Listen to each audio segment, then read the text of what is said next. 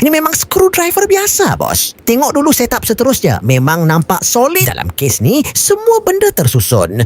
Jadi nak buat kerja memang lebih senang. Part ni memang penting sebab mekanisme impak dia yang buat alat ni lain. Bila dipukul, tenaga ketukan terus membantu longgarkan skru yang dah ketat. Kalau skru dah keras atau berkarat, jangan paksa pusing sampai tangan sakit. Tekan alat ni kuat pada skru, pastikan hujungnya duduk kemas dan stabil. Lepas tu kita pasangkan soket ikut saiz yang diperlukan. Masukkan sampai betul-betul kemas sebab bila dah locked, barulah tenaga impak boleh dipindahkan dengan lebih tepat. Untuk kepala skru pula, pilih bit yang sesuai dan masukkan pada bahagian depan. Pastikan bit masuk penuh supaya cengkaman kekal kuat masa proses membuka nanti. Okey, sekarang terus cuba pada skru yang degil tadi. Ketuk, kemudian pusing dengan tekanan yang cukup. Kalau selalu buat kerja macam ni, memang berbaloi ada satu.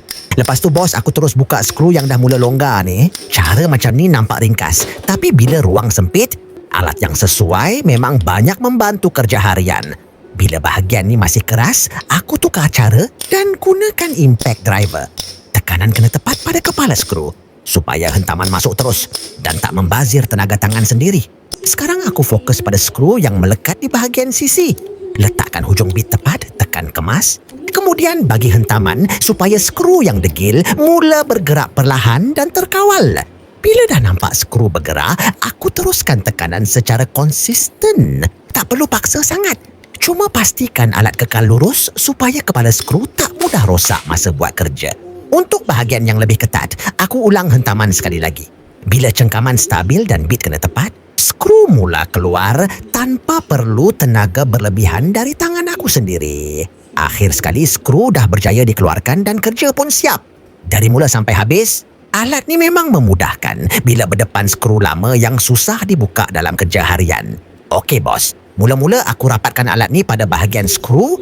Pastikan mata bit masuk elok dulu sebelum tekan. Baru senang nak mula kerja. Lepas dah masuk ngam, aku tekan perlahan sambil pastikan kedudukan alat kekal lurus. Cara ni bagi cengkaman lebih kemas dan tak mudah tergelincir. Dekat sini aku adjust sikit posisi supaya mata bit betul-betul kena pada kepala skru. Jangan terus paksa, bagi dia duduk elok dulu baru jalan. Bila dah stabil, aku teruskan tekanan sambil kawal pergerakan tangan. Nampak simple, tapi posisi yang betul memang buat kerja macam ni jadi lebih mudah. Aku kekalkan tekanan dan gerakkan alat secara terkawal sebab kalau terlalu sengit memang susah nak dapat cengkaman yang konsisten. Jadi buat perlahan tapi steady. Okey bos, bila dah sampai tahap ni, kerja jadi lebih lancar dan kemas. Kalau korang selalu buat kerja macam ni, memang boleh cuba cara ni.